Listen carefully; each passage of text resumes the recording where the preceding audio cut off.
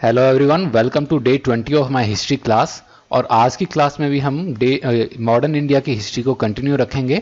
तो आइए चलिए आज की क्लास को स्टार्ट करते हैं बिना कोई टाइम वेस्ट किए। तो आज का पहला question, who among the following was the president of the All India States Public People's Conference in 1939। 1939 में All India State People's Conference के अध्यक्ष निम्न में से कौन थे?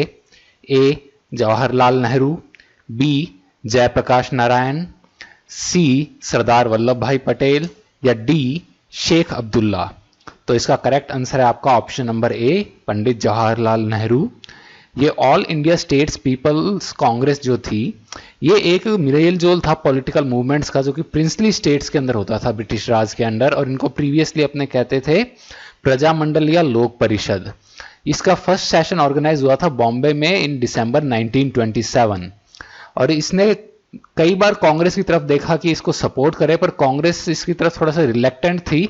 लेकिन 1939 में चीजें बदल गई जब पंडित जवाहरलाल नेहरू इसके प्रेसिडेंट बने, और ये 1946 तक ये स्टेट्स पीपल कॉन्फ्रेंस के प्रेसिडेंट रहे थे। तो 1939 का सेशन इसलिए इंपॉर्टेंट है क्योंकि ये यहां से चीजें थोड़ी सी चेंज होने लगी थी और कांग्रेस ने इसको सपोर्ट करना स्टार्ट किया था। इन 1923 Swaraj party gained absolute majority in. 1923 में स्वराज पार्टी को पूर्ण बहुमत प्राप्त हुआ था किसमें? A UP council, B legislative assembly of India, C CP council या डी बंगाल काउंसिल। तो आपका करेक्ट आंसर है option number D, Bengal council. तो ये क्या था, बंगाल का जो पार्टीशन हुआ था, तो इसकी वजह से स्वराज पार्टी को काफी ज्यादा सीट्स मिल गई थी 1923 में। और ये पार्टी बाद में सीआर दास, जो चित्तरंजन दास थे, इनकी डेथ के बाद ये डिसइंटीग्रेट हो गई थी। Which one of the following Indian leaders was dismissed by the British from the Indian civil service? निम्न में से किस भारतीय नेता को अंग्रेजों द्वारा अखिल भारतीय सेवा से बर्खास्त कर दिया गया था? ए सुभाष चंद्र बोस, बी सुरेंद्रनाथ बनर्जी, सी आरसी दत्त या डी सत्येंद्र नाथ टैगोर। तो अपन सब ने ये सुना होता है कि Satyendra Nath Tagore was the first ICS, लेकिन इन्हें डिसमिस नहीं किया था, डिसमिस किया था सुरेंद्र नाथ बनर्जी को, ऑप्शन नंबर बी। सुरेंद्र नाथ बनर्जी ने सबसे पहले एग्जाम क्लियर किया 1869 के अंदर, लेकिन इन्हें बार कर दिया गया क्योंकि ये कहा गया कि इन्होंने अपनी एज मिस रिप्रेजेंट की है। तो इन्होंने क्या फिर केस लड़ा लंदन में, कहा कि इन्होंने अपनी एज जो थी हिंदू कस्टम के अकॉर्डिंग कैलकुलेट की थी, जिसके अंदर की कंसेप्शन के टाइम से आपकी एज कैलकुलेट की जाती है। तो ये केस जीते, इन्हें अलाउ किया गया दोबारा बैठने को। इन्होंने 1871 के अंदर फिर से इसको क्लियर कर लिया, और उसके बाद फिर as an assistant magistrate Sylhet के अंदर इन्हें पोस्ट किया गया। लेकिन वहां पे इन्होंने एक छोटा जुडिशियल एरर कर दिया था, जिस वजह से फिर इनको डिसमिस कर दिया गया। इन्होंने फिर इंग्लैंड में अपील भी की, लेकिन ये सक्सेसफुल नहीं हुए उसमें। The defeat was more mine than his, Gandhi ji said it for. हार उससे अधिक मेरी थी, गांधी जी ने ऐसा किसके लिए कहा था? तो ये गांधी जी ने कहा था ये पटाभी सीतारमैया के लिए। क्यों? आपको ध्यान होगा 1939 के अंदर त्रिपुरी सेशन के अंदर ये हार गए थे, ये गांधी जी के कैंडिडेट थे और सुभाष चंद्र बोस के अगेंस्ट ये जो खड़े हुए थे तब हार गए थे। और उसका रिजल्ट ये हुआ था, सरदार वल्लभ भाई पटेल और सारे जो लोग थे, इन्होंने सुभाष चंद्र बोस के साथ काम करने से मना ही कर दिया था, क्योंकि इन लोगों की आपस में बनती नहीं थी। On February 20, 1947, Prime Minister Attlee announced the British government's decision to withdraw from India latest by 20 फरवरी 1947 को प्रधानमंत्री एटली ने सब अधिक से अधिक कब तक भारत छोड़ देने का ब्रिटिश सरकार के निर्णय की घोषणा की? तो ए ऑप्शन जून 1948, बी अगस्त 1948, सी जनवरी 1948 या डी अगस्त 1947। तो नहीं, अगस्त 1947 आपका आंसर नहीं है, आपका आंसर है जून 1948। प्राइम मिनिस्टर एटली ने जून 1948 डेट दी थी। 15 अगस्त 1947 डेट आपको दी थी लॉर्ड माउंटबेटन ने, because it was the anniversary of Japan surrender in world war second. Who among the following governors general introduced the dual system of government? निम्न में से किस गवर्नर जनरल ने सरकार की दोहरी प्रणाली की शुरुआत की थी? A Lord Clive, B Lord Ripon, C Lord Canning या डी लॉर्ड वेलेस्ली? तो इसका करेक्ट आंसर है आपका लॉर्ड क्लाइव। तो इन्होंने जो की थी ये ड्यूल सिस्टम के स्टार्ट किया था 1765 में और ये चला कब तक था? ये 1772 तक चला था। The supreme court at Calcutta was established bye, Calcutta में सर्वोच्च न्यायालय की स्थापना किसके द्वारा की गई थी? A Pitt's India Act of 1784, B North Regulating Act of 1773, C Charter Act of 1813, D Charter Act of 1793? तो इसका करेक्ट आंसर है आपका option number B North Regulating Act of 1773। इसके अंदर 1774 के अंदर आपको फोर्ट विलियम कैलकाटा के अंदर सुप्रीम कोर्ट ऑफ जुडिकेचर आपका एस्टेब्लिश हुआ था। इसने रिप्लेस किया था मेयर्स कोर्ट ऑफ कैलकाटा और ये ब्रिटिश इंडिया का हाईएस्ट कोर्ट रहा था 1862 तक।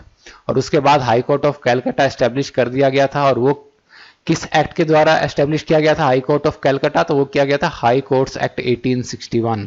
इसके द्वारा ये high court of Calcutta establish किया गया था। और आपके पहले चीफ जस्टिस कौन थे उसके सुप्रीम कोर्ट के?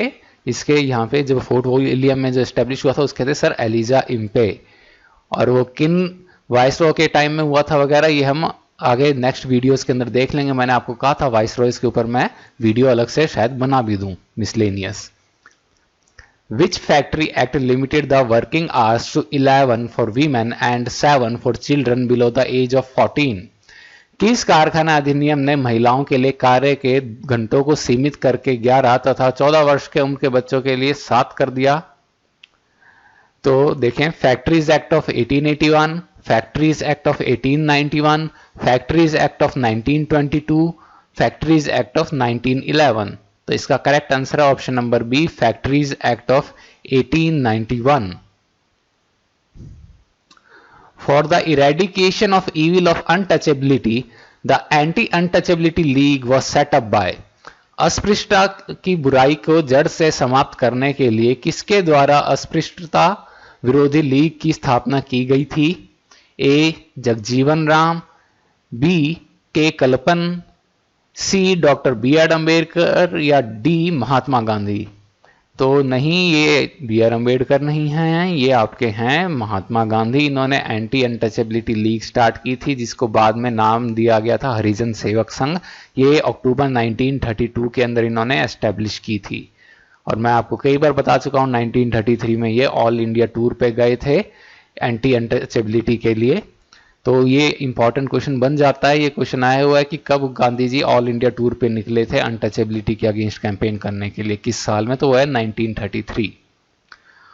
Who looked upon the Khilafat agitation as an opportunity for uniting Hindus and Mohammedans as would not arise in 100 years?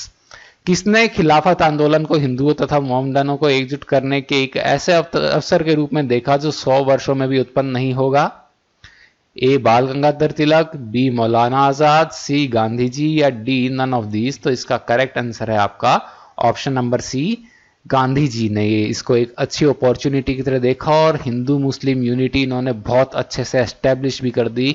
British चाहते थे डिवाइड एंड रूल, लेकिन गांधी जी ने इसको यूज लेते हुए हिंदूज और मुस्लिम्स को यूनाइट कर दिया था। The main leaders of the Swarajist party were, Swaraj party के मुख्य नेता थे A B R Ambedkar and PC Joshi, B Motilal Nehru and C R Das, C M N Roy and Muzaffar Ahmad या D Vithal Bhai J Patel and doctor Ansari? ये विठल भाई पटेल जो थे ये आपके सरदार पटेल के बड़े भाई थे, मैं आपको बता दूं।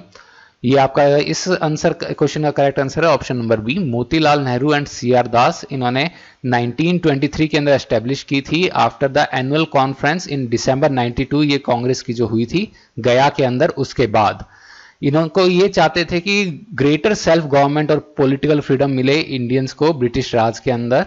इन्होंने क्या ओपोज किया था गांधी जी का जो ये डिसीजन था सिविल रेजिस्टेंस जो आपका नॉन कॉपरेशन मूवमेंट है इसको सस्पेंड करने का डिसीजन जो था गांधी जी का चोरी चौरा ट्रेजिडी के बाद, उसको अपोज किया था, तो इसलिए इन्होंने ये पार्टी बना ली थी। After the death of Raja Ram Mohan Roy, the control of Brahmo Samaj movement was taken over by. Raja Ram Mohan Roy की मृत्यु के बाद ब्रह्म समाज आंदोलन का नियंत्रण किसके हाथों में चला गया? ए देवेंद्रनाथ टैगोर, बी रविंद्रनाथ टैगोर, सी नरेंद्रनाथ या डी केशव चंद्र सेन। तो इसका करेक्ट आंसर है आपका ए देवेंद्रनाथ टैगोर। ये रविंद्रनाथ टैगोर के पिता थे। The most important pre-Congress nationalist organization was the Indian Association of Calcutta, which was founded by S.N. Banerjee and Anand Mohan Bose in। Congress से पहले सर्वाधिक महत्वपूर्ण राष्ट्रवादी संगठन इंडियन एसोसिएशन ऑफ कलकत्ता था, जिसकी स्थापना एस.एन. बनर्जी तथा आनंद मोहन बोस के द्वारा कब की गई थी? वो आपकी की गई थी ऑप्शन नंबर डी 1876 में।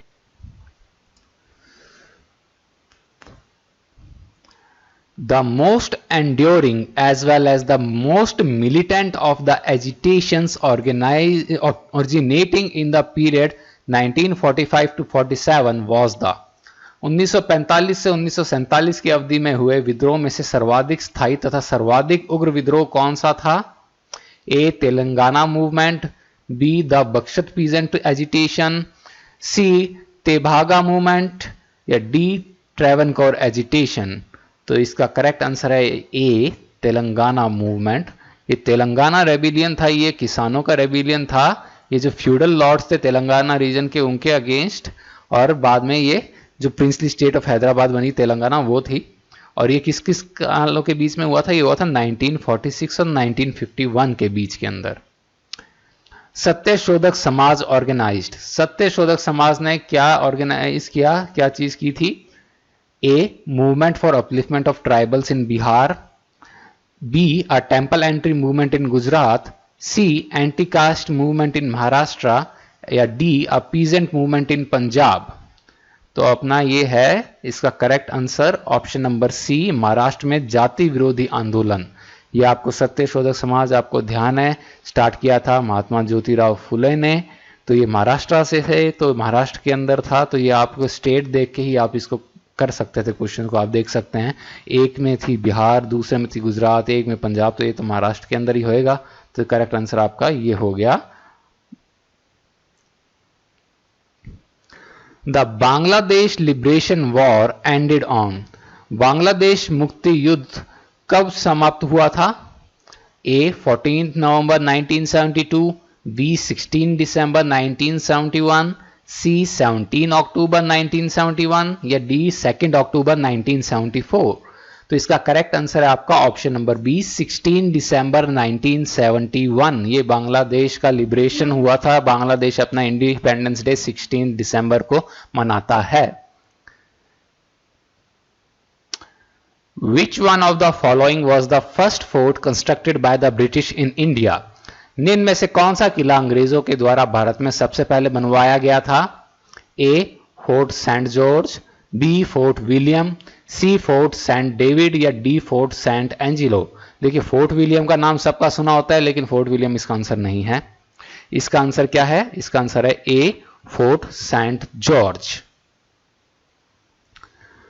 फोर्ट सेंट जॉर्ज जिसे हिस्टोरिकली व्हाइट टाउन कहते थे, ये पहला इंग्लिश या बाद में जिसे ब्रिटिश कहा जाने लगा फोर्ट्रेस था इंडिया में। इसको 1644 में बनवाया गया था। कहां पे? मैड्रास, जो इसको आज हम चेन्नई कहते हैं, वहां पर।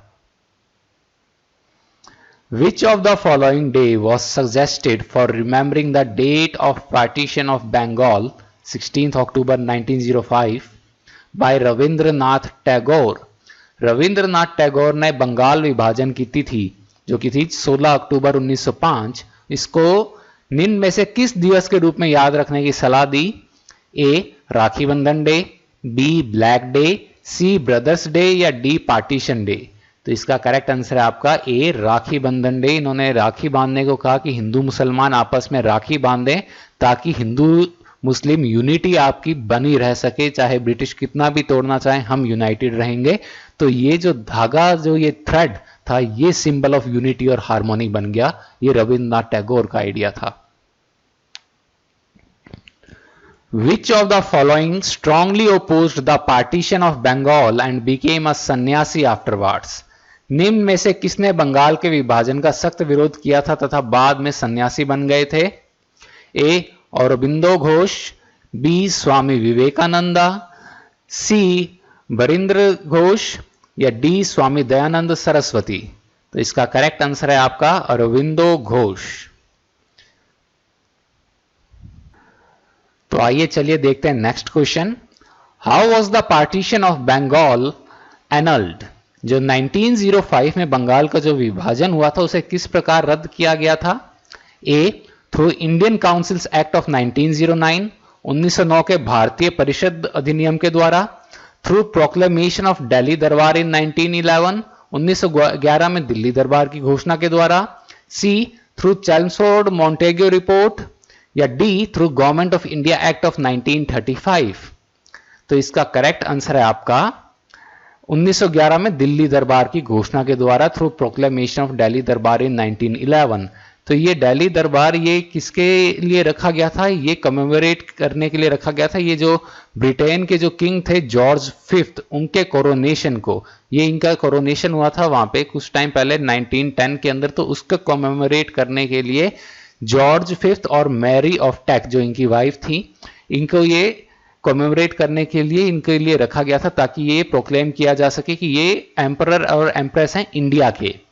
तो यहीं पे ये बंगाल का पार्टीशन एनल किया गया था किंग जॉर्ज फिफ्थ के द्वारा, और यहीं पे इन्होंने कहा था कि ये दिल्ली जो है इंडिया की कैपिटल अब बनेगी कैलकाटा की जगह इन 1911। ठीक है। The Barrah dacoity was the first major venture of the revolutionaries of the freedom movement in? बर्रा डकैती स्वतंत्रता आंदोलन में क्रांतिकारियों के द्वारा कहां पे किया गया पहला बड़ा कार्य था? A the Chennai Presidency, B Punjab, C East Bengal या डी मुंबई कर्नाटका? तो इसका करेक्ट आंसर है आपका option number C East Bengal. इसके अंदर इन्होंने क्या किया था कि 1908 के अंदर इन्होंने ढाका डिस्ट्रिक्ट जो ईस्ट बंगाल का है वहां पे डकैती की थी। किसने ये ऑर्गेनाइज की थी? पुलिन बिहारी दास ने। और ये दिन दहाड़े इन्होंने एक जमींदार था उसको लूटा था, और उसके बाद जो ये पैसे लूटे थे उससे ये इन्होंने हथियार खरीदे थे। तो ये जो डकैती थी ये मतलब 12 डकैती ये कहलाई, और ये था पहला मेजर वेंचर जो रेवोल्यूशनरी टेररिस्ट का फ्रीडम मूवमेंट में इन 1908। Who among the following was not associated with the formation of UP किसान सभा in February 1918?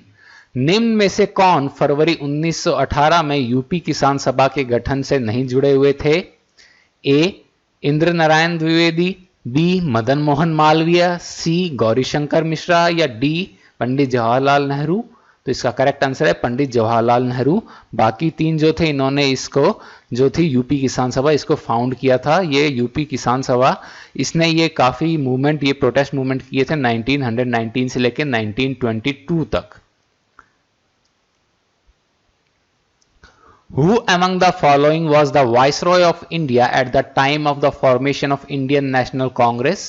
भारतीय राष्ट्रीय कांग्रेस के गठन के समय भारत का वायसरॉय इनमें से कौन था? A Lord Mayo, B Lord Ripon, C Lord Dufferin या डी लॉर्ड लैंसडॉन? तो इसका करेक्ट आंसर आपको सबको पता होगा option number C Lord Dufferin. ये आपके रहे थे 1884 टू 1888 आपके viceroy. Who was the heroine of 1942 Quit India movement? 1942 के भारत छोड़ो आंदोलन की नायिका कौन थी? A Sucheta Kripalani, B Sarojini Naidu, C Aruna Asaf Ali या डी डॉक्टर एनी बेसेंट? तो इसका करेक्ट आंसर है आपका option number C Aruna Asaf Ali. इनका मैंने कल ही बताया था ग्वालियर टैंक मैदान पे इन्होंने 1942 में झंडा फहराया था। इस चीज के लिए ये जानी जाती हैं Aruna Asaf Ali. On whose recommendation was the Constituent Assembly formed? संविधान सभा का गठन किसकी अनुशंसा पर किया गया था? A Cripps Mission Plan, B cabinet mission Plan, C Government of India Act 1935 या डी माउंटबेटन? तो इसका करेक्ट आंसर है आपका option number B cabinet mission plan.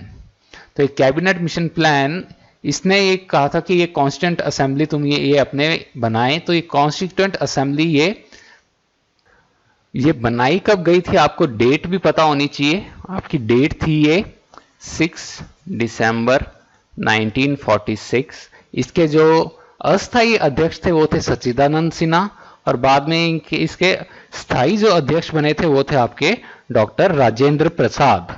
ठीक है, और ये कैसे मेंबर्स इसके इलेक्ट किए गए थे, तो कॉन्स्टिट्यूएंट असेंबली के मेंबर्स इलेक्ट किए गए थे प्रोविंशियल असेंबलीज के by single transferable vote system, जिसमें कि प्रोपोर्शनल रिप्रेजेंटेशन यूज लिया गया था। Which one of the following was not a French settlement in India? निम्न में से कौन सा भारत में फ्रांसीसी उपनिवेश नहीं था? ए पुडुचेरी, बी माहे, सी गोवा या डी चंद्रनगर। तो ये हम सबको पता है, Goa was a Portuguese colony. ये लगभग 450 साल तक पोर्चुगीज कॉलोनी रहे थे और ये 1961 में गोवा लिबरेट कराया गया था। Gandhi ji considered khadi as a symbol of, Gandhi ji khadi को किसका प्रतीक मानते थे? ए इंडस्ट्रियलाइजेशन यानी औद्योगिकरण, बी इकोनॉमिक इंडिपेंडेंस यानी आर्थिक स्वतंत्रता, सी इकोनॉमिक ग्रोथ यानी आर्थिक विकास, या डी मॉरल प्योरिटी यानी नैतिक शुद्धता। तो इसका करेक्ट आंसर है आपका option number B, economic independence. ये गांधी जी का क्या आइडिया था कि ये इसको खादी से हम ये ब्रिटिश की जो इकोनॉमी है उस पर हम डिपेंडेंट होना छोड़ दें, खुद सेल्फ रिलायंट हों और उनकी जो इकोनॉमी की कमर तोड़े हम। तो इसीलिए चरखा जो था आपका इंपॉर्टेंट था आपके इंडिपेंडेंस दिलवाने के अंदर। तो ये खादी जो था ये कब से स्टार्ट किया, प्रमोट करना स्टार्ट किया था? तो गांधी जी ने विजयवाड़ा सेशन हुआ था एनसी का 1921 में, तब से इन्होंने प्रमोट करना स्टार्ट किया था। सरदार Vallabh Bhai Patel was equated with, सरदार वल्लभ भाई पटेल की तुलना किनसे की जाती है? तो वो की जाती है आपकी, देखें, ए मजिनी, बी कैवोर, डी गरीबेल्डी या सी गरीबेल्डी या डी बिस्मार्क। तो आपका करेक्ट आंसर आपका है डी बिस्मार्क। तो ये ऑटो वॉन बिस्मार्क थे, ये कंजर्वेटिव जर्मन स्टेट्समैन थे और ये इन्होंने जर्मनी को यूनिफाई किया था 1871 में, और इसके फर्स्ट चांसलर रहे थे 1890 तक। अभी आपके जर्मनी के चांसलर कौन है? वो तो है मिसेस एंजेला मर्केल। ठीक है, तो ये इसके जो इनका जो ये इसी कैपेसिटी में ये फिर यूरोपियन अफेयर्स को इन्होंने डोमिनेट किया फॉर नियरली 2 डेकेड्स। और बिस्मार्क की जो ये डिप्लोमेसी थी, ये पॉलिटिक्स की, और इनका पावरफुल जो रूल करने का जो तरीका था, उसके बाद इनको जर्मनी में बुलाने लगे आयरन चांसलर। ठीक है, क्या बुलाने लगे? Iron chancellor. तो ये अगर क्वेश्चन आए तो who was known as iron chancellor, तो वो हैं बिस्मार्क। और इन्होंने एक स्पीच दी थी जिसमें इन्होंने वर्ड्स यूज लिए थे ब्लड एंड आयरन। तो ये blood and iron, man of blood and iron अगर बोला जाए तो वो भी आप कौन थे? Bismarck. For which community were seats reserved by the Morley Minto reforms, Morley Minto सुधार के द्वारा किस समुदाय के लिए सीटें आरक्षित की गई थी? ए ज्यूज, बी मुस्लिम्स, सी क्रिश्चियंस या डी सिक्स। तो ये करेक्ट आंसर है आपका बी मुस्लिम्स। तो ये मॉर्ले मिंटो रिफॉर्म्स थे, ये कब पास हुए थे? 1909 में। इसका ये था कि ये जो लेजिस्लेटिव काउंसिल का स्कोप थोड़ा वाइडर किया जा सके, और ये जो मॉडरेट्स थे जो इंडियन नेशनल कांग्रेस के, उनके जो डिमांड्स थे उनको थोड़ा शांत किया जा सके, और इंडियंस का जो पार्टिसिपेशन है जो गवर्नेंस में उसको इंक्रीज किया जा सके।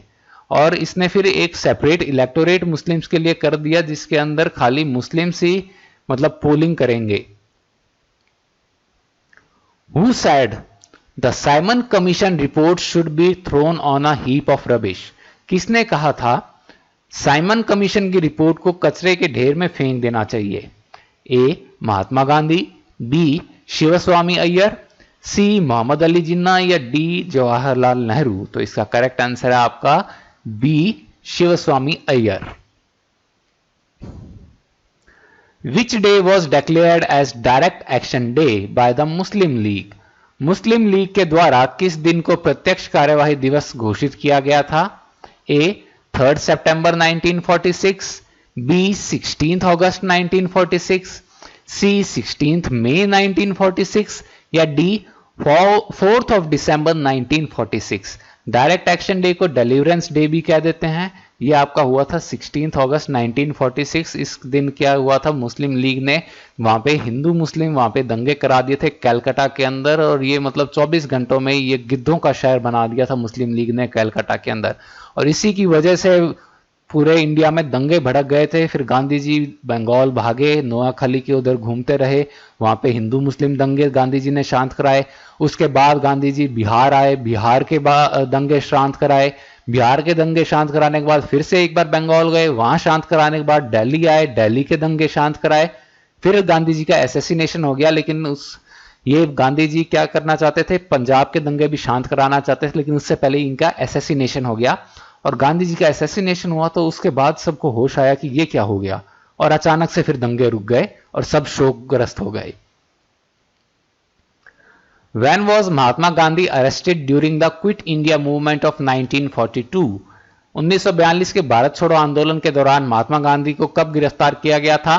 ए 7 अगस्त 1942, बी 30 अप्रैल 1942, सी 9 अगस्त 1942 या डी 5 जुलाई 1942? तो आपको ध्यान है 8 अगस्त को जो कि ईव थी आपकी क्विट इंडिया मूवमेंट की, उसको तो गांधी जी ने ये वो दिया था आपका स्लोगन, डू और डाई, करो या मरो। तो आपका फिर वो तो आंसर हो नहीं सकता कि 7 अगस्त, तो ठीक है, ये भी नहीं हो सकता, ये भी नहीं हो सकता, तो आंसर तो यही होएगा फिर।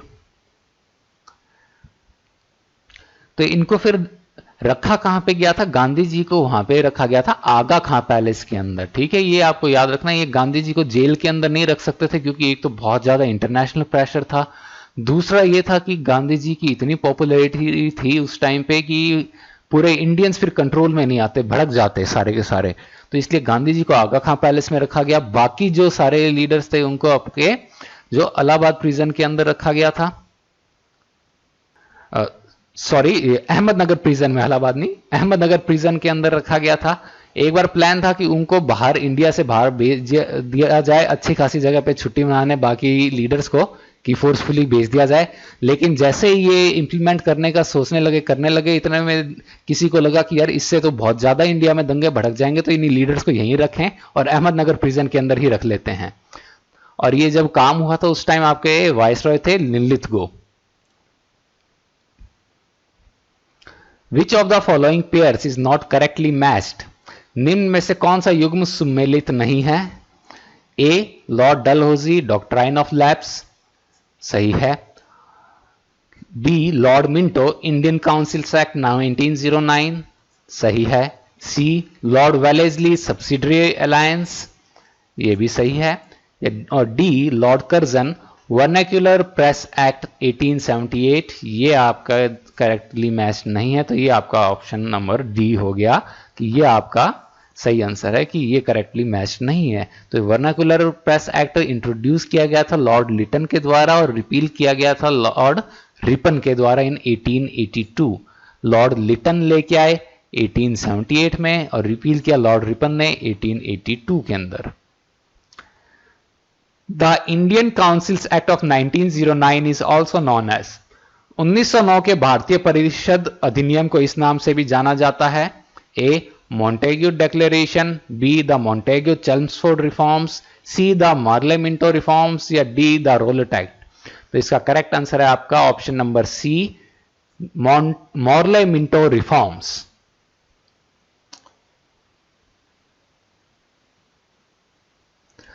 बाल Gangadhar Tilak was given the epithet of Lokmanya during, Bal Gangadhar तिलक को लोकमान्य की उपाधि किसके दौरान दी गई थी? ए हिज इम्प्रिजनमेंट इन 1908, 1909 में उनके कारावास के दौरान, B home rule movement, C revolutionary movement या डी स्वदेशी मूवमेंट। यह है आपका correct answer option number B, home rule movement. ये जो 19 अप्रैल 1916 में जो कि इन्होंने फाउंड किया था बाल गंगाधर तिलक ने, तो इससे क्या हुआ कि ये घर घर में नाम बन गया बाल गंगाधर तिलक का, तो इसलिए इनको ये नाम दे दिया गया, उपाधि दे दी गई लोकमान्य की। Which of the following was established by B R Ambedkar, B R Ambedkar द्वारा निम्न में से किसकी स्थापना की गई थी? ए Swaraj party, B Samaj Samata party, C All India Scheduled Caste Federation या D the Independent labour Party. तो इसका करेक्ट आंसर है डी, इंडिपेंडेंट लेबर पार्टी, स्वतंत्र श्रमिक पार्टी। और अंबेडकर ने इंडिपेंडेंस के बाद आपकी पार्टी बनाई थी रिप्रेजेंटेशन ऑफ पीपल पार्टी, शायद सॉरी, ये अंबेडकर ने बनाई थी Republican party of India. Republican party of India, Republican party of India 1956 के अंदर बनाई थी अंबेडकर ने रिपब्लिकन पार्टी ऑफ इंडिया भी। तो ये, और ये independent labour party B R Ambedkar ने बनाई, ये थी शायद आपके 1936 के अंदर, और रिपब्लिकन पार्टी ऑफ इंडिया 1956 के अंदर थी। हाँ, 1936 यहाँ पे लिखा हुआ। 1936 में इन्होंने बनाई थी इंडिपेंडेंट लेबर पार्टी, और इन्होंने 1937 के बॉम्बे इलेक्शन को, ये जो थे सेंट्रल लेजिस्लेटिव असेंबली के लिए जो हुए थे, उसको लड़ा था 13 रिजर्व सीट्स और 4 जनरल सीट्स पे, और उसमें से 11 सीट्स जीते थे और जो रिजर्व में, और 3 सीट जीते थे जनरल सीट्स पे। ठीक है, और अंबेडकर ने एक बुक भी लिखी हुई है जो काफी प्रसिद्ध, वो है एनाइलेशन ऑफ कास्ट। ये लिखी थी 1936 के अंदर डॉक्टर बी आर अंबेडकर ने। Who was in favour of partyless democracy? दल विहीन लोकतंत्र के पक्ष में कौन थे? A Jayaprakash Narayan, B Bhupendra Nath Datta, C M N Roy, या डी जवाहरलाल नेहरू? तो इसका करेक्ट आंसर है ए जयप्रकाश नारायण, जिन्हें कि हम लोक नायक भी कहते हैं, जेपी भी कहते हैं। इमरजेंसी के खिलाफ इन्होंने काफी लड़ाई लड़ी थी, गांधीवादी नेता थे ये। In which state was the first non-Congress government set up in independent India? स्वतंत्र भारत के किस राज्य में पहली गैर कांग्रेसी सरकार का गठन किया गया था? ए पंजाब, बी बिहार, सी महाराष्ट्र, या डी केरला? तो इसका करेक्ट आंसर है केरला। ये 1957 में कम्युनिस्ट गवर्नमेंट फॉर्म हुई थी, सीपीआई की गवर्नमेंट फॉर्म हुई थी, और it was the first democratically elected communist government. ये पहले ऐसी गवर्नमेंट थी, जो कम्युनिस्ट गवर्नमेंट थी, जो कि बैरल ऑफ गन से इलेक्ट नहीं हुई थी, और इसको 1959 में डिसमिस कर दिया गया था। November 26, 1949 is a significant day in our constitutional history because 26 नवंबर 1949 हमारे संवैधानिक इतिहास का महत्वपूर्ण दिन है, क्योंकि A India took a pledge of complete independence on this day, भारत ने इस दिन पूर्ण स्वतंत्रता प्राप्त करने की शपथ ली थी। B the constitution was adopted on this day, संविधान को इसी दिन स्वीकार किया गया था। C India became a republic on this day, इस दिन भारत गणतंत्र बना था। या D the first amendment of the constitution was passed on this day, इस दिन संविधान का पहला संशोधन पारित किया गया था। तो इसका करेक्ट आंसर है आपका बी, संविधान को इसी दिन स्वीकार किया गया था। The first general secretary of the Indian national Congress was, भारतीय राष्ट्रीय कांग्रेस के पहले महासचिव कौन थे? देखिए, व्योमेश चंद्र बनर्जी जो थे ये पहले प्रेसिडेंट थे, तो ये आंसर मत दे देना डब्ल्यूसी बनर्जी। आपका करेक्ट आंसर है एओ ह्यूम। अच्छा, Dadabhai Naoroji was the first non Hindu president. और बदरुद्दीन तैयब जी ये कौन थे? बदरुद्दीन तैयब जी थे आपके first Muslim president of Congress, और इस कांग्रेस के 3rd प्रेसिडेंट रहे थे। ठीक है। The Indian National Congress had passed the famous resolution on non-cooperation in 1920 at its session held in, भारतीय राष्ट्रीय कांग्रेस ने 1920 में अपने किस अधिवेशन में असहयोग का प्रसिद्ध प्रस्ताव पारित किया था? ए लखनऊ, बी दिल्ली, सी बॉम्बे, या डी कैलकाटा? तो ये कैलकाटा के स्पेशल सेशन के अंदर हुआ था। ये सेशन प्रिसाइड किया था लाला लाजपत राय ने। Which of the following can be considered as the most useful and outstanding reforms made by Lord Curzon, especially in respect of the people living in the undivided province of Punjab? निम्न में से किसे विशेष रूप से अविभाजित पंजाब प्रांत में रह रहे लोगों के संबंध में लॉर्ड कर्जन द्वारा किया गया सबसे उपयोगी तथा उत्कृष्ट सुधार कहा जा सकता है? ए एजुकेशनल रिफॉर्म्स, शैक्षणिक सुधार, बी पुलिस रिफॉर्म्स, सी इंडस्ट्रियल यानी औद्योगिक सुधार, या डी एग्रीकल्चरल यानी कृषि सुधार? तो इसका करेक्ट आंसर आपका agricultural reforms, option number D. इन्होंने पास किया था Punjab land alienation act in 1902। ये ईयर भी आ सकता है इंपॉर्टेंट कि कब पास किया गया था पंजाब लैंड एलियनेशन एक्ट 1902 में। इस एक्ट के अंदर ये लॉर्ड कर्जन ने डिक्लेयर किया कि जो ये एग्रीकल्चर की जो लैंड है नॉन एग्रीकल्चरलिस्ट को ट्रांसफर नहीं की जाएगी, तो इस वजह से फार्मर्स जो है मनी लेंडर्स के अत्याचारों से बच गए थे। The transfer of government from the company to the crown was pronounced by Lord Canning.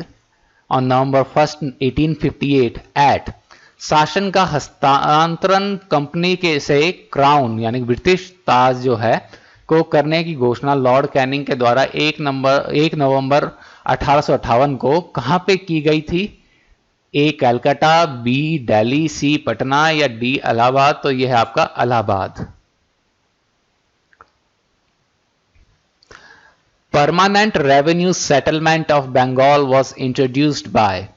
Bengal का स्थायी राजस्व बंदोबस्त किसके द्वारा शुरू किया गया था? तो वो आपका शुरू किया गया था option number D, Lord Cornwallis के द्वारा।